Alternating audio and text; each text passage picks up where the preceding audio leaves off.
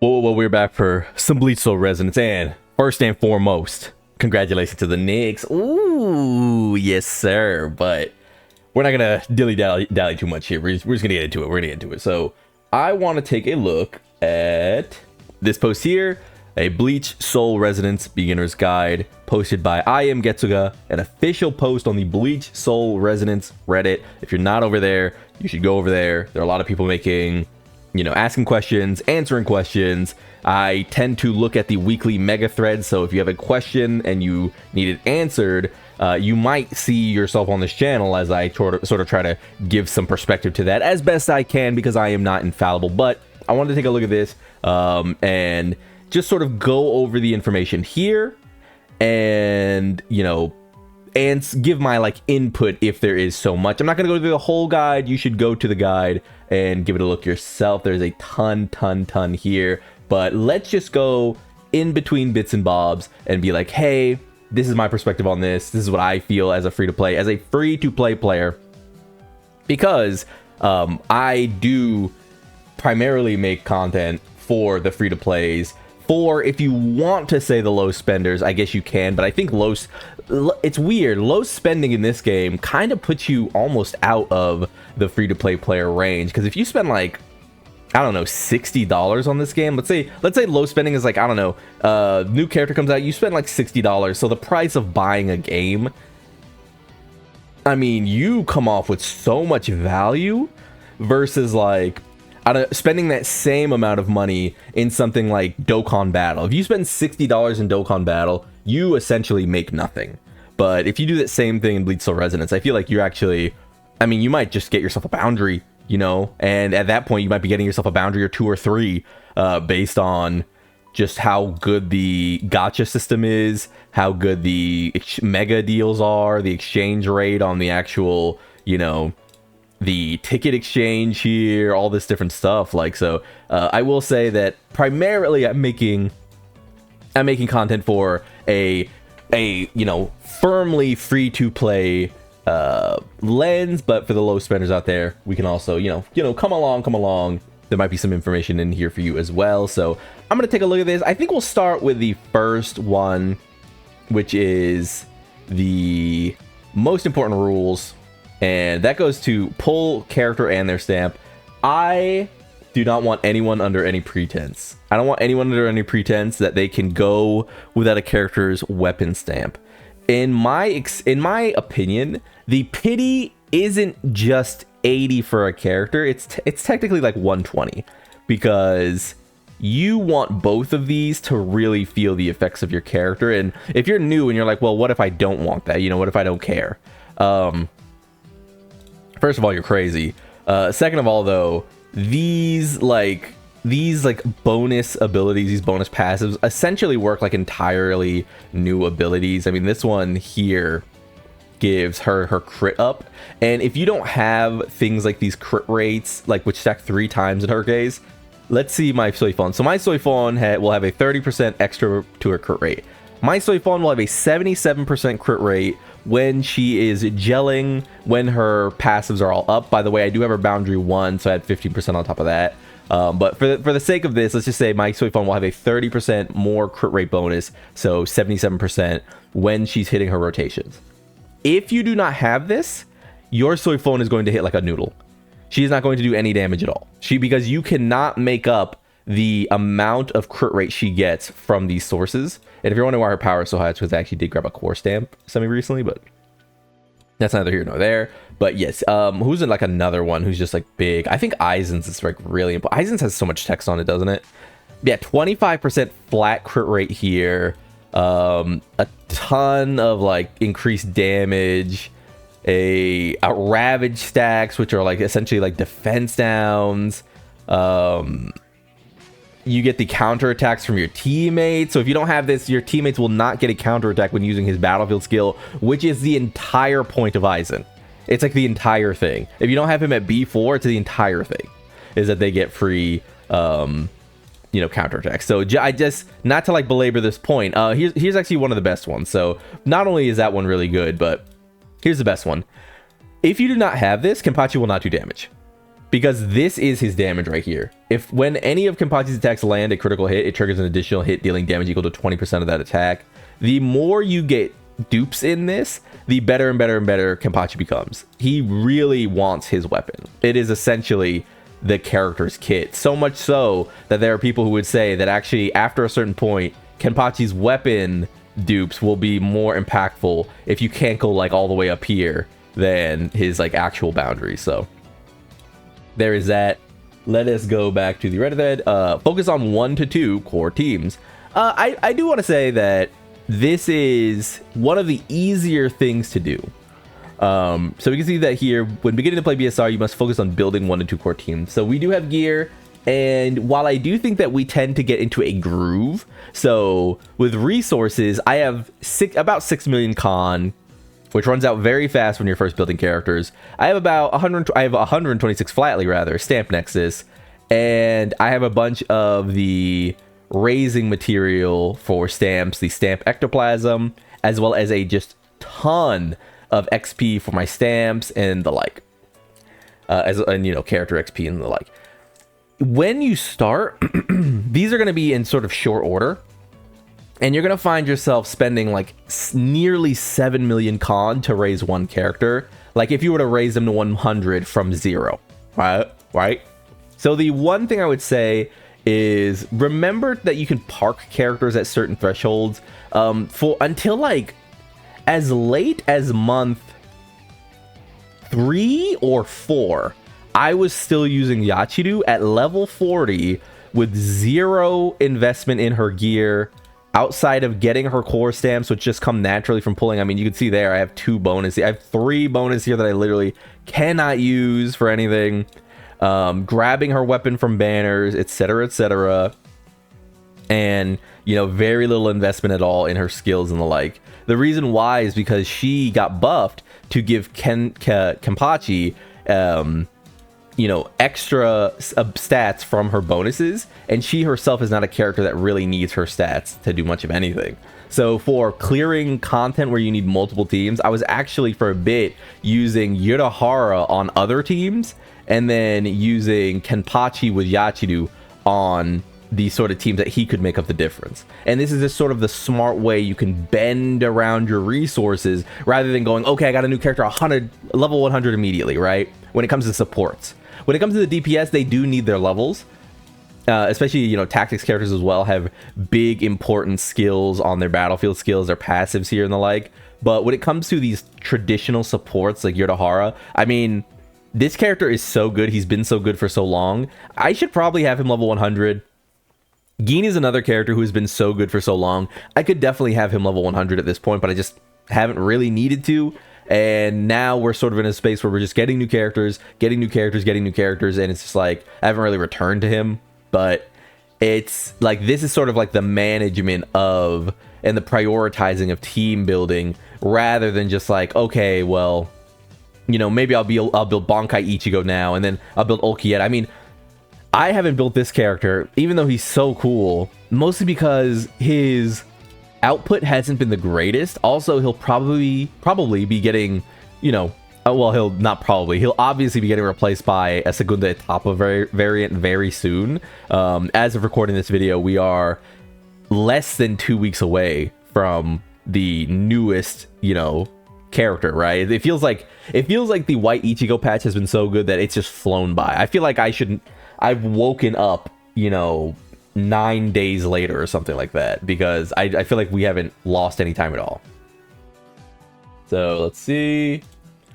This is easily one of the most, you know, have fun, of course, but this is easily one of the most high quality Bleach gacha games currently out, if not the highest quality. Someone who you want, play who you want. Yeah, I've seen, one of the most disparaging things about this game has definitely been the marketing team, which seems to be unrelated to the actual dev team, and that's giving the game a bit of a stinker reputation. But I will say, when it comes to the game itself,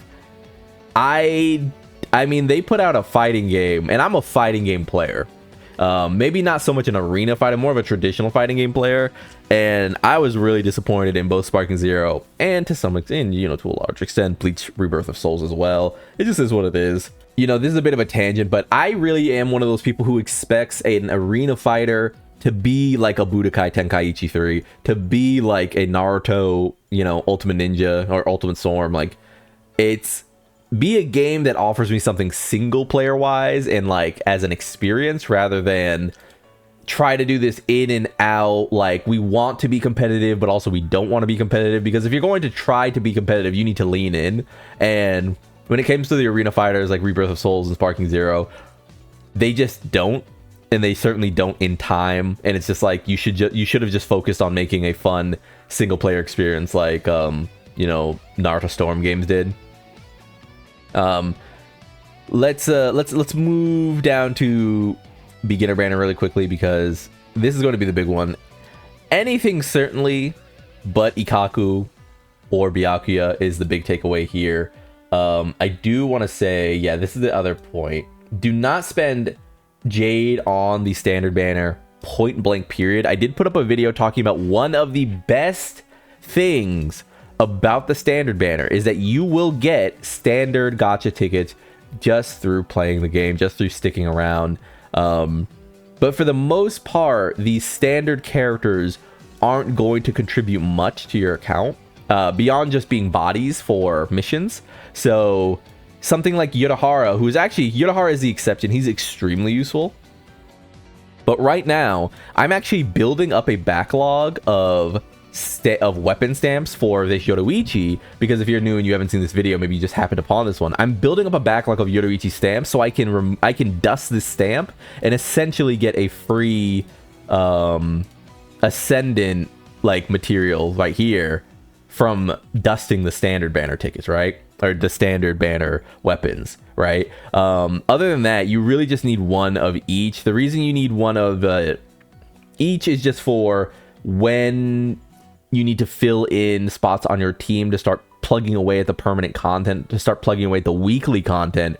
But, and this is a big one, you don't really need dupes in these characters. One example is I've got Byakuya at boundary 3. This character sucks. There's like nothing here. It doesn't matter how many boundaries I put in him, how many like levels I put in him. Obviously I haven't given them the best, but it's just like, I unless something specific happens, we have Ichigo Kurosaki in our holo now, and I will not be returning to that character whatsoever. The only character that this is sort of an exception to later on is Kisuke Urahara, who you can keep the dupes in his core stamp. You can keep the dupes in his weapon if you get them, or his actual character dupes themselves, because he has a hugely important second dupe right here. But once you are done grabbing Urahara from the starter banner, once you are done grabbing maybe his core stamp and his weapon, and I would say probably a Yoruichi, maybe a Komamura if you haven't gotten them, like, you can sort of cash out. And long term, I'm actually going to be looking to go to each of these characters. So the Byakuyas, the Komamuras, the Ikakus, and I'm going to take their weapons and dust them as well to get more free-to-play Ascendant materials for my big-time characters. My characters like Kenpachi, my characters like Hollow Ichigo, so on and so forth. And you know what, let's you go ahead and, I don't want to stick around and be like, oh, let's just read the entire thing. That's why I'm not reading the main entries so much. And want you to go read this, because this person put a lot of effort into it. Again, that is I Am Getsuka on the official Reddit account. I'll put the link to this in the description so that you can easily access it. But I don't want to read through this, because you should do some of that reading yourself. You should have it on hand. They should be rewarded for making this thing. But lastly but not least, this will be another talking point, which is boundaries. Boundaries are not required by any means. Nearly all content in this game can be completed without a single boundary investment. WDevs.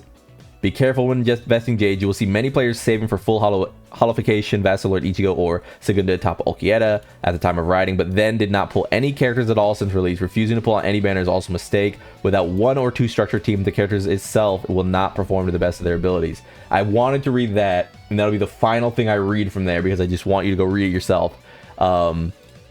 There is a staggering amount of difference between, let's say you're the biggest fan in the world.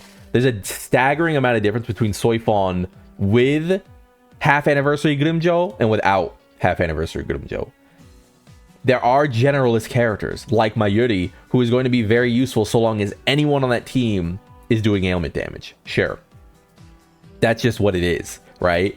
But the difference between characters like Gin with Mayuri, with Nelel, and without them, staggering.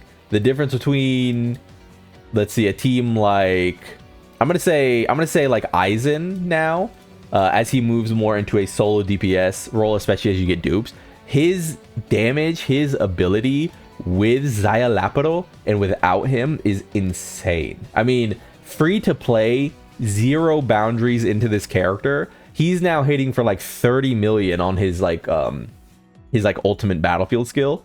And before that, I mean, that was probably like, I want to say that's like a 10 million damage boost from where it was, maybe even 12 million or 13 million. Incredible,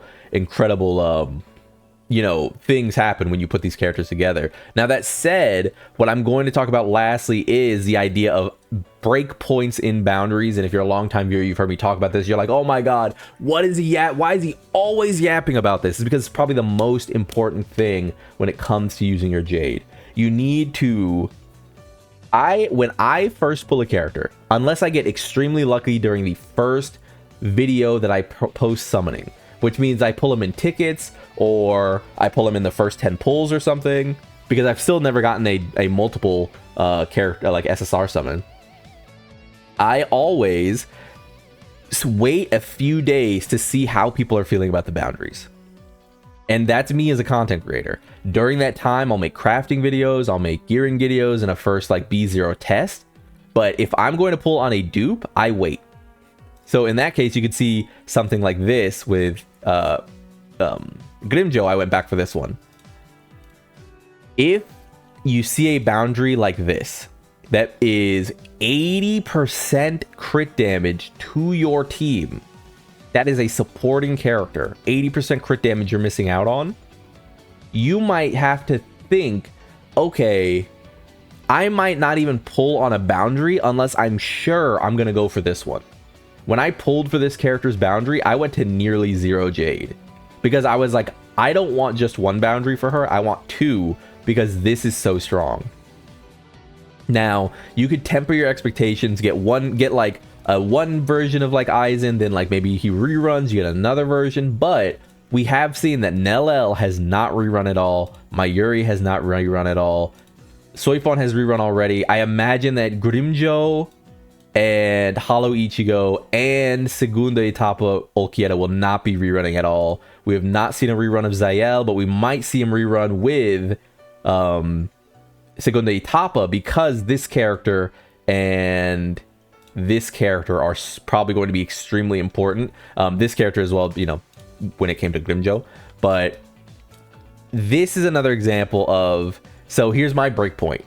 The first boundary for Soifon gives her 10 seconds off of her ultimate, which is a long cooldown, 100% increased ultimate charge rate, and 15% bonus crit.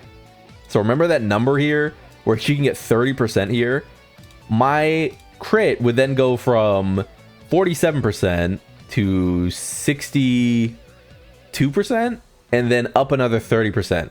So like she has a 90% crit or something at max, which is phenomenal. But then you come over here, increases all skill mastery by 40%. A great like bonus to damage, but does that really compare to literally just ulting more, to literally having more stats, to just being able to charge my ult more, which means I don't have to get ult charge on my gear, which means she's infinitely easier to gear now? No, it doesn't compare. So for me, I can then say, as a new player or a returning player, that is my breakpoint. If I'm going to go for boundaries as a free-to-play player, I know that I only need one. Kenpachi's another interesting character because his second one is very good. But what it does is it allows him to shift damage around in his gearing, right? The thing is, though, his breakpoint is just 1. The reason it's just 1 is because this allows his rotations to be 1 use of his Rampage raid. One use of his Rampage Raid then allows him to go into his Spiritual Pressure Burst, which is much different than having to do possibly 2 rotations, possibly having to do a bunch of auto attacks, possibly having to do this and that, right? These are sort of the important keynotes. And for another character like Aizen, because this is a big one as well, 1 point is enough. 2 points is okay. 4 points, if you want to grab him on reruns because you're a big Aizen fan, is the next breakpoint. So if you were going to go for 1 dupe of Aizen, you could stop. You could never actually put anything else into Aizen again. Now, if you go for 2 dupes, you might as well go for 4 dupes eventually, because there's no reason to go for like 2 dupes on Aizen when you could have spent that Jade on, you know, 1 dupe of Soifon, 1 dupe of Nellel, which again, she has her first dupe is also extremely good. She's one of the rare characters who has 2 absolute bombs on her dupes, which is like, this is the same thing as Kenpachi. It allows you to go into your ultimate with less time on field. I usually call it 1.5 less rotations instead of 2 rotations. So yeah, that's it. Hope this was insightful, hope this was useful. Link will be in the description. Go to it. It will house all of the official keynotes. I'm not gonna go over a game, what you should be doing. You should look into the Reddit thread for that. I've been lone though. Like if you like the video, subscribe to the club. Hope you play more. I messed up my thing. Like if you like the video, subscribe to the club. We all gonna make it, and peace.